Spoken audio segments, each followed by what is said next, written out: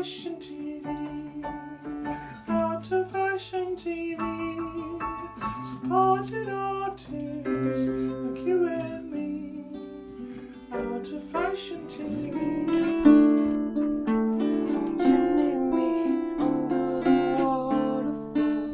What's your favourite number? Oh, 11, 33 actually. I think 11, 22 and 33 have always been really, really special. But 33 in particular, without a doubt. Is that how many years you've been creating music? Actually, funnily enough, it probably is. How weird is that? That's very weird, yeah. What made you ask that question? Because these are questions that I prepared many, many years before I met you. Interesting that. Are you doing music for laughs or taking it seriously like the rest of us? Well, yeah, I'm taking it seriously, clearly. No, do you know what? Music, it has to be, you have to do it for yourself, and because from a place of inside out and love, and I wake up in the mornings and I can't help it.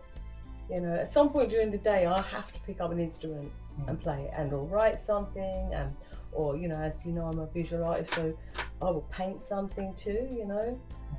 But definitely every day I'm at it. So I would say, yeah, I'm serious. Oh, good. Yeah.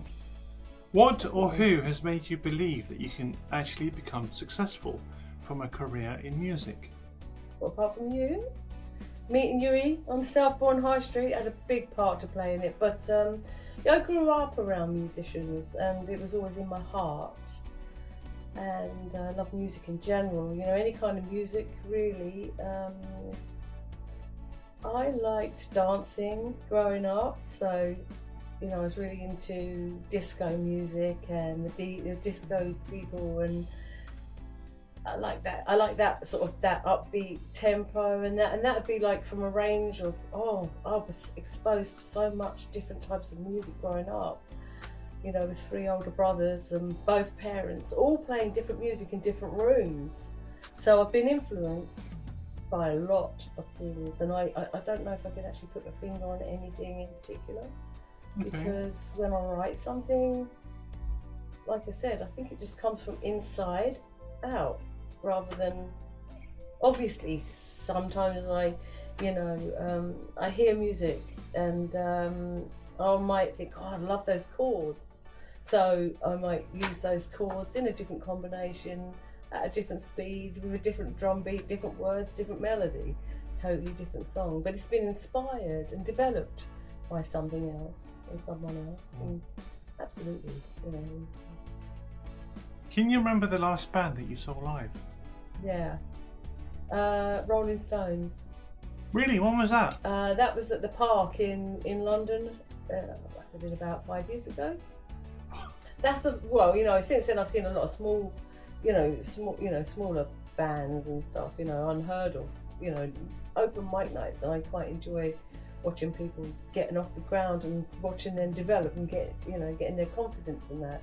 So I love an open mic night for that reason.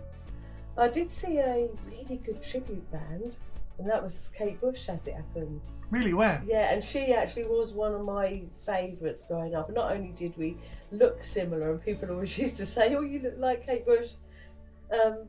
Yeah, I loved her music. Still love it. It's still timeless and brilliant, and still ahead of its time now. Yeah, fantastic. I agree with you. Yeah. If I was to steal your phone or your MP3 player or Walkman, which 3 artists or bands would I be listening to?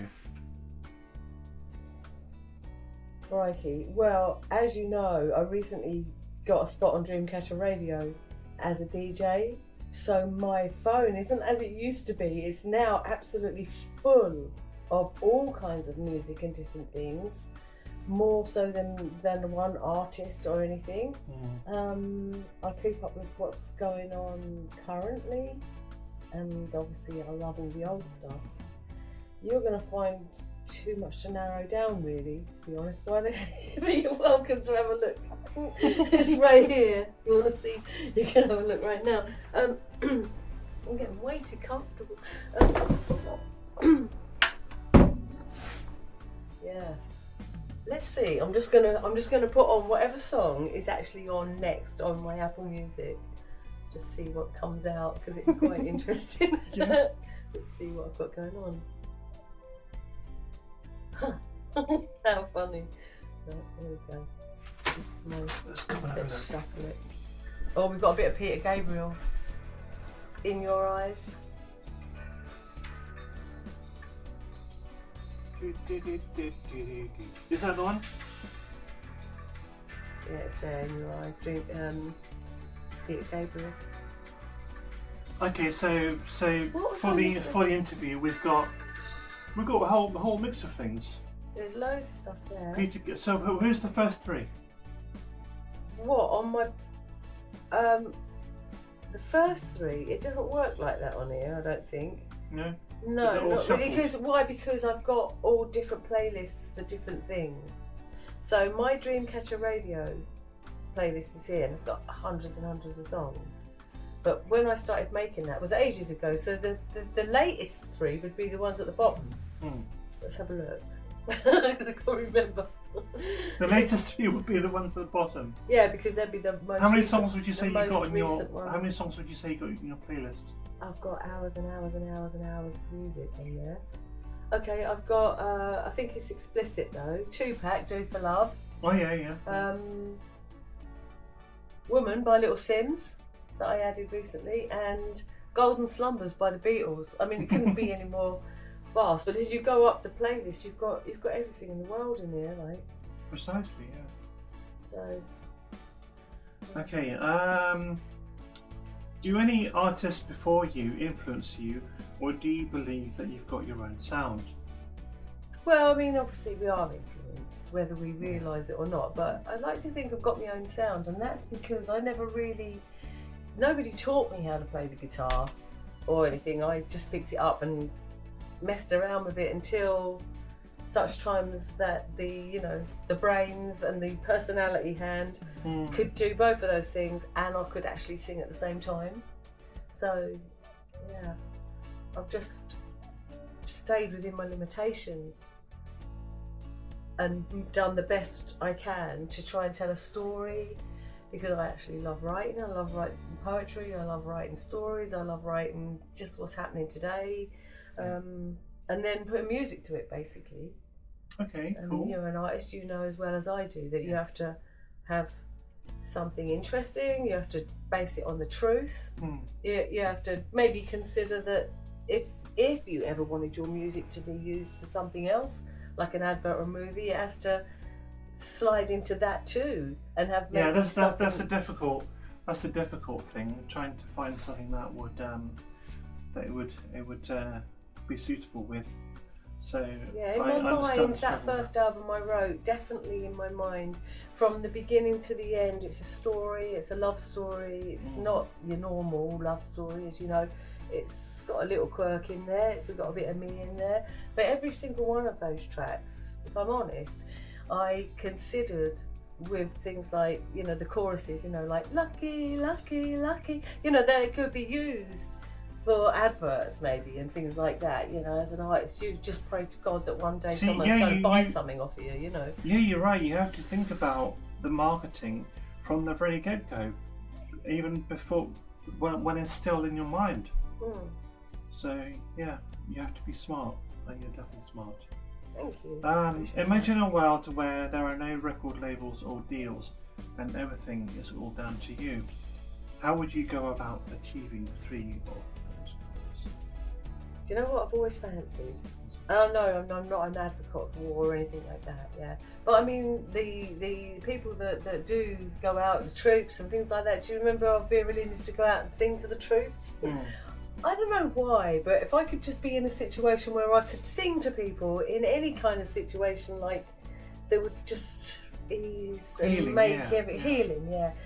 A lot of people have commented that listening to my album and listening to me live, that they could just sort of really relax and doze off, something about your voice, and I'm really grateful for that. Yeah. Yesterday somebody said, you sound like one of those girls from the 60s. And I said, it's interesting because I was born in the 60s. Yeah. I guess the time that we are born really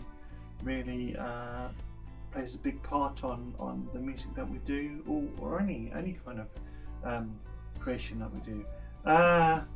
So you're looking very sassy, very suave, very sophisticated. So that brings me on to my next question. What comes first, the image or the music? You've heard of you always see the lightning before you hear it. So what do you think comes first? What do you think is more important, the image or the music? Well, the music's got to be more important, surely, because and the image. Well, you know, I am who I am, isn't it? You know, my personality and that's who I am. You know, but how I am, you know, how I sort of, you know, react to life and everything depends on, you know, who you are. Yeah. You know, so image, I think that's always changing. And the music, it's got to be more important, surely. Yeah, I hope so. You know, personally, yeah, I go out with whatever I'm wearing on that day if I'm going to go out and busk and perform, and you know, obviously given the opportunity to do something where people want to get dressed up and they're going to expect you to make that kind of effort, but I dress like this every day with a suit and a jacket and a waistcoat. It's just kind of me, like, you know, exactly. Maybe being brought up in an all-boy family. I don't feel like a man, not by, you know, I'm definitely a woman, but there's nothing masculine about you at all. I feel comfortable in that kind of so you know, that would be my image anyway. Yeah. Might actually scrub the collar a bit better though if I was going to go on the telly. I'm kidding. Well, this is out of fashion TV. This is on the telly. Don't look at my collar, whatever you do. Yes, we're live right now. What are your plans as an artist for this week? This week? Well, I'm about to meet with my producer that helped me do my first two albums. Second one I haven't even released yet. And he's going to be talking to me about some stuff, and possibly we're going to either have an interview tomorrow or tonight, or we're going to be organising one for next week. And so 2 interviews this week. 3. Monday I'm going to Liverpool to have an interview with Steve Little, who's the station manager of Dreamcatcher Radio. And they want me back on board. I did a pilot for them, 2 hours just playing the kind of music I liked and just being me, really. Yeah. And they liked it. Yeah, I've heard a bit of that, and you know, you it seems to come very natural to you. Yeah, I liked it. I really enjoyed doing that so much. It was going to mean growing up, we had records always, you know, and scratching, you know, the proper thing, like, you know, before CDs. I know it makes me sound like about 100 years old, you know, like, I certainly don't feel it. Yeah, it's all good. I'm actually a Rolling Stone, you know, sort of. I'm 100, but I'm really only 20, and I'll always be 20. I see. We've actually got a bit of your side project. Yeah. Well, it's a bit I'm working on. Could you tell us more about that, and maybe more, just a quick mention about your art side? Yeah, I mean, I love painting. I've been painting, you know, I mean, I was born painting, you know, I came out when I was a tiny tot, you know, the graph paper with the teeny weeny little squares. I used to sit there and individually do those teeny weeny squares, not the centimetre ones, but the millimetre ones, you know, and I drew these really intricate little pictures as a 7-year-old, and my father always used to say, you know, the patience in that girl, though, you would sit in there, and I never stopped loving it. How big were the things? Well, they were just that. Do you know what graph paper is? Have you ever seen that? Yeah. So because I never had plain paper. We didn't have a lot of money in our house. I had whatever was lying around to use. A few crayons, a bit of this, a bit of that, you know, and graph paper, just as it happens.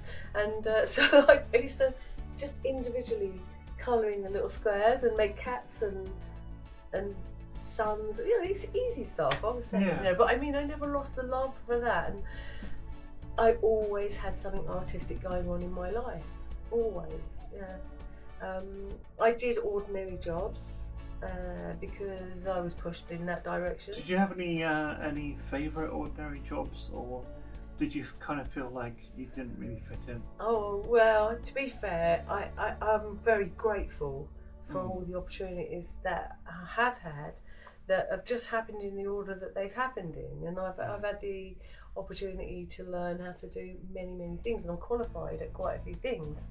Yeah, I mean, by my age, you've had the time to do that as well. Yeah, of course. And and I was always, very tenacious, so always really like learning something new.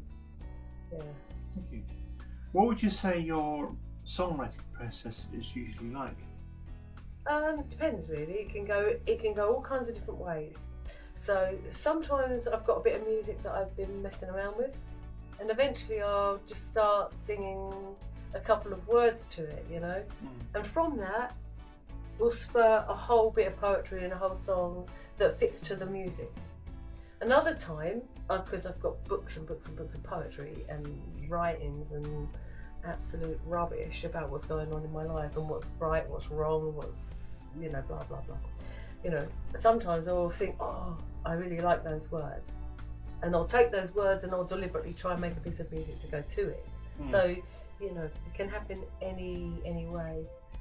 Do you think the best songs are the songs where like the artist writes about themselves or about other people, or do you think it's just depends on the instrumental accompaniment as well? Yeah, for me it's the hook, the music, and the words have got some poignancy to them.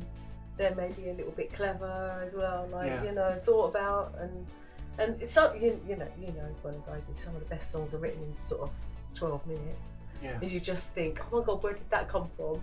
Thank you so much. Another time you're sitting there composing a piece of music for months and months, and I've got a piece that I've been working on for years now, and I still haven't finished the lyrics.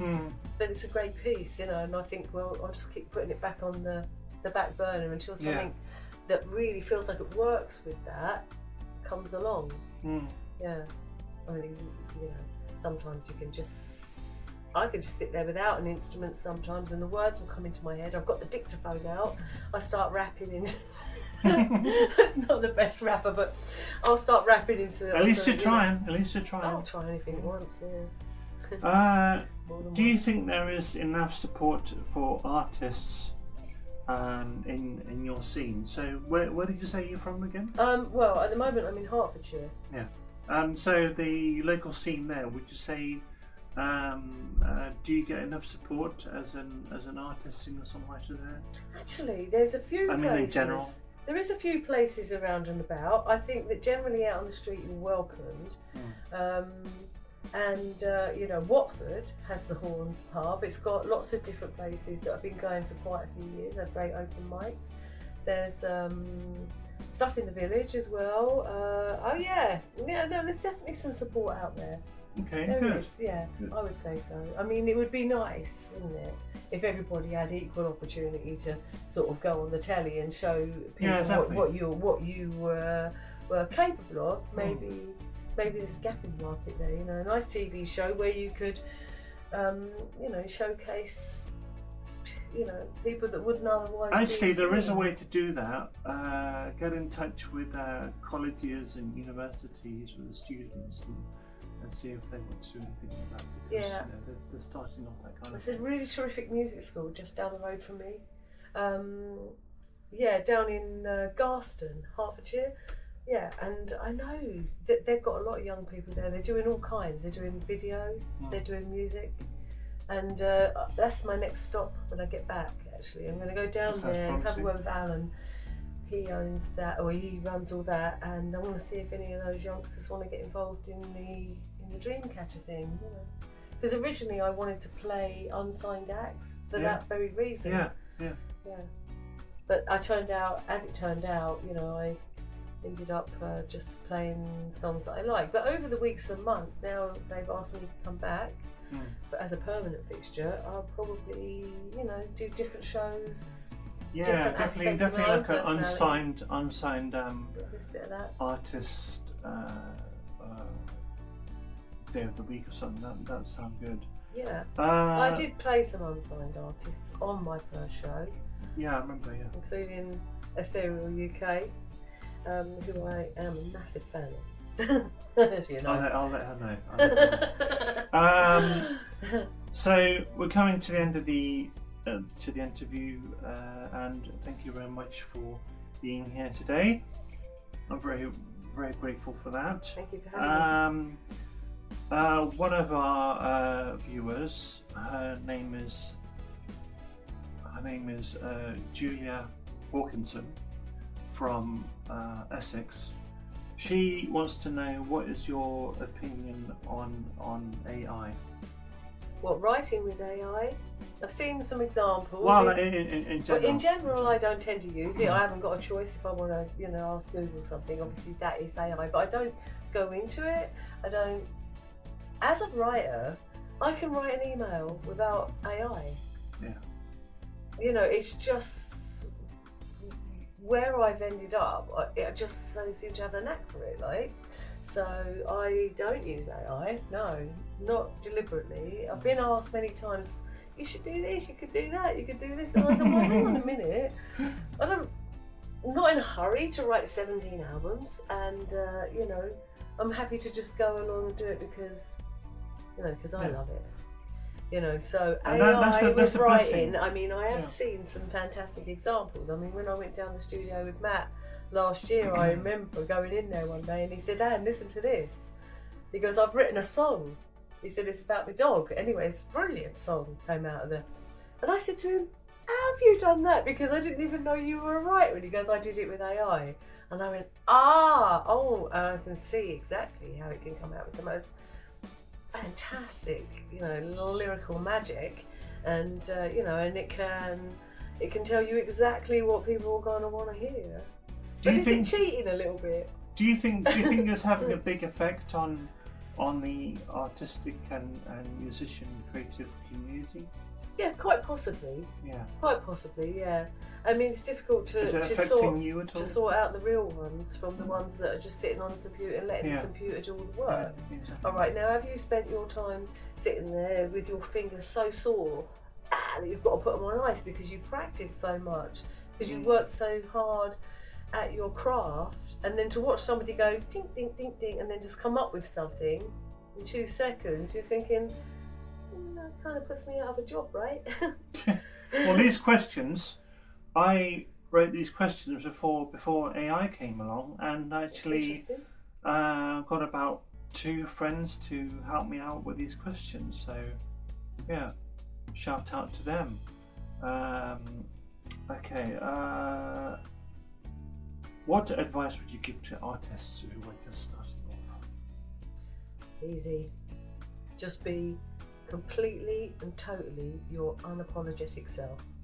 Because everything that's meant for you in this world should become easy, not to be fighting and to be difficult. Yeah.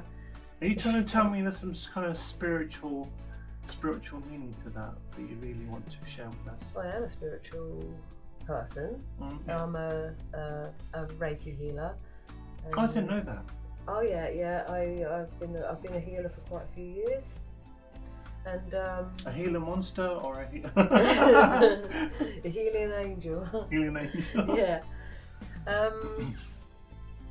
Yeah, I'm very into that kind of thing. I'm constantly studying sort of Stoic philosophers and things like that. Neville Goddard, Shakti Gawain. I mean, there's all these people that have delved into alternative.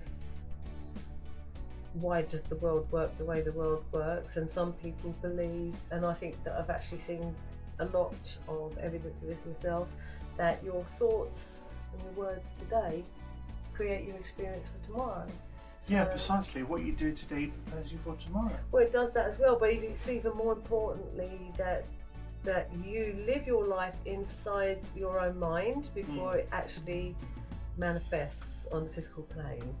Difficult to, concept to grasp, and actually very easy, but not very easy to practice every single day, because that mind talk that's going on in your mind all the time and in everyone's mind is basically that dialogue is creating your. So you might be sitting there thinking to yourself, oh, this person is going to be a problem, that's going to be a problem. And then, you know, whether you're right or whether you're wrong, you're right, because whatever you focus on and concentrate on the most must manifest in the physical plane, as far as I'm concerned, you know, Precisely, believe it or not. But you know, I want everyone to wake up, because if everyone were to wake up, then we'd all be living from inside out, and we'd all be loving each other and be celebrating each other instead of hurting each other. Yeah. So in a way, we kind of regurgitate ourselves day by day, right? Sort of, yeah. Yes, we do, yeah. Okay. I've been asking you lots and lots of questions, and I can't think of any more now. And I think it's time that you know, you share something about yourself or some kind of, you know, philosophy that you'd like to share with our viewers at Fashion TV, including the obvious, where to find you on the Big Tim. Okay. And we don't actually know who you are or your name or your artist name yet. So I'm going to leave that to you. Thank you. Well, I am Indigo Blue UK, also known as Yelland. I am actually from Hertfordshire. There is no end to your yell. There is. Sorry. That's true. Oh, hello. Yeah, I've got the right name. Yelland Scream.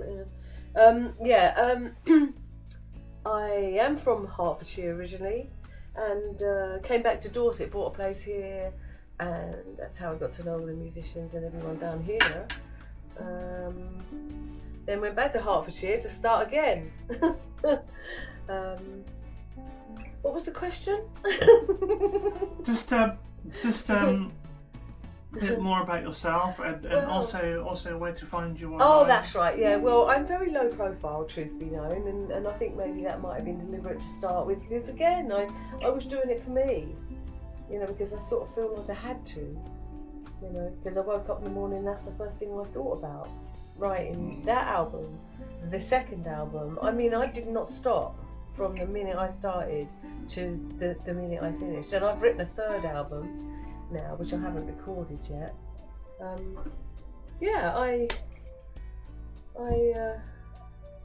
don't know how it happened, because actually, when I think about it, I'd actually given up on music. It wasn't even something I really thought about. Yeah, it was all in there, and then circumstances one day just changed everything. And you know how that goes. And then obviously I wrote the album, and the truth is, I fell in love. So, but, sometimes you choose someone, they don't choose you back. End of. Got a great album out of it. Exactly. And any what? Oh yeah. Also, as a singer-songwriter, as an artist, what? This is the last question. What do you think are the top 5 most important values?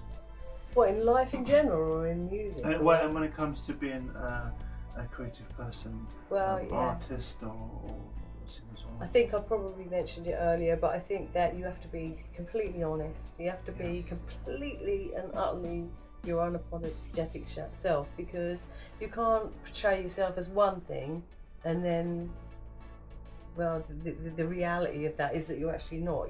You're this other thing, you know. So just be yourself as much as you can be. You know, try and be grateful and recognise the small things in life that may have maybe helped you just get through another day. If the sun comes up in the morning, hallelujah, we've got another day. Yeah, because if it doesn't, I'm telling you now, we're all buggered. Yeah, so you know. Well, it's raining. It's raining as you speak. So. Does that mean we're buggered? No. I'm just saying, if the sun did not come up, regardless of the rain, we'd all be gone. So it's very important that we remember, you know, these things, taking a breath in and out, we take it for granted. Yeah. But your breath is so important for you as a performer, for your nerves, for your health and longevity, and you know, it's not the things that perhaps you think, you know, because money comes and money goes. Yeah. And if I could money just, well, like everything goes round.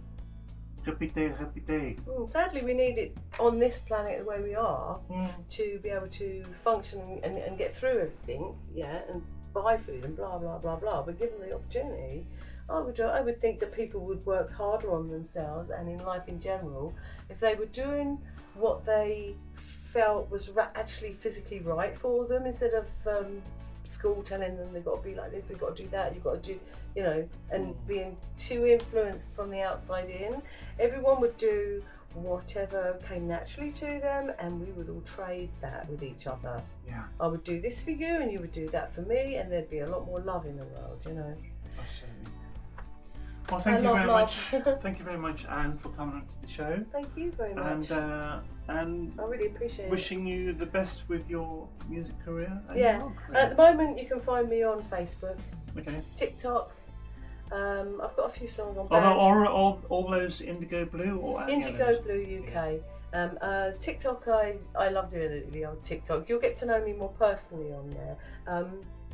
And over the next weeks and months, I'm going to be uploading much more music. I just wanted to get myself in that position where I felt that the time was right for me.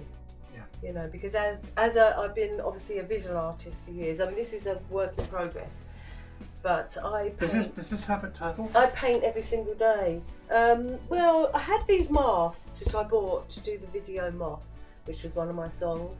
And I used the ones I needed, and these were left over, and so I just stuck them on the canvas the other day and just started painting it. How did you stick them on there? I used a bit of Gorilla Glue. And a bit of just the regular wood glue actually. They're proper faces. So I'm going to cut the back out, and I'm going to put lights behind them, and there's a lot more colour to go on top as well. Yes, that look freaking awesome. So you visualised that before you know, it's not what I normally do. I mean, I've got all different types of styles that I do. That just happens to be what I'm working on today. Did you visualise that before you did it? No, I try not to think about it too much when I'm making art. I just pick up the paintbrush and go for it. There you go. See what I mean? It's a little bit. Look at that. Yeah, it's quite cool. Freaking lush. Yeah, I mean, that's just an undercolour. I'm going over all this black with gold and other colours as well. I've got some stuff going on which I'll probably work on this afternoon. I mean, not a day goes by when I don't paint, to be fair. I was an artist long before I was anything else. Yeah. You know. I know someone who was like that as well. Yeah, I do as well. But yeah, thank you again for coming on the show, and wishing you the best. Thank you so much. You're welcome. Namaste. Namaste.